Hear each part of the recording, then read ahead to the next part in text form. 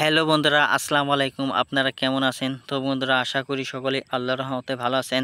তো বন্ধুরা, আজকে আমি আপনাদের জন্য খুবই একটি গুরুত্বপূর্ণ মহামূল্যবান ওষুধি গাছ নিয়ে আলোচনা করব। তো বন্ধুরা, এই মহামূল্যবান ওষুধি গাছটি কিন্তু আপনাদের জন্য খুবই উপকারে আসবে। তার কারণ হচ্ছে বন্ধুরা, এই ওষুধি গাছটিকে যারাই ব্যবহার করেছে তারাই কিন্তু উপকার পেয়েছে। তো বন্ধুরা, আমরা কিন্তু বিভিন্ন ধরনের ওষুধি গাছ থেকে এড়িয়ে চলি। তার কারণ হচ্ছে বিভিন্ন ধরনের ওষুধি গাছের বন্ধুরা উপকারিতা না জানার কারণে আমরা এই সমস্ত ওষুধি গাছ ব্যবহার করি না বন্ধুরা। তাই ফলে আমরা উপকার পাই না। অনেক মানুষ রয়েছে যারা নাকি বন্ধুরা অনেক টাকা নষ্ট করে ফেলেছেন বন্ধুরা আপনাদের সমস্যা থেকে মুক্তি পাওয়ার জন্য। তারপরও বন্ধুরা আপনাদের সমস্যা দূর হচ্ছে না, তাদেরকেই বলবো মাত্র যদি 1 মাস সেবন করুন তাহলে বন্ধুরা আপনারা কার্যকারী উপকার পেয়ে যাবেন। তো বন্ধুরা, যাদের পাইপ বন্ধুরা অকেজো করে ফেলেছেন হাত মেরে, তো বন্ধুরা হাত মারার অভ্যাস যাদের রয়েছে, যে সমস্ত যুবককে, ফলে তারা চিন্তিত হয়ে পড়ছেন যে খুব দ্রুত কয়েক সেকেন্ডের মধ্যেই মাখন বেরিয়ে আসে সহজেই।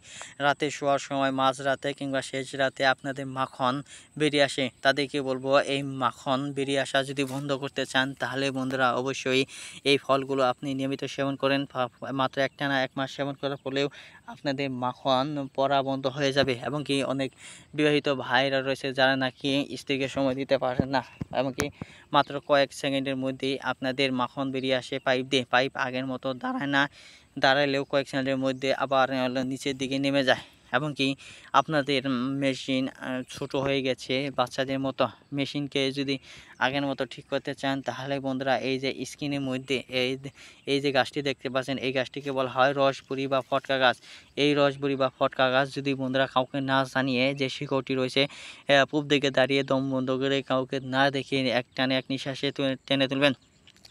তারপর বন্ধুরা আপনারা কি করবেন, এই শিকড়টি আপনার তাবিজের মধ্যে ভরে কালো সুতা দিয়ে মাজায় ধারণ করুন।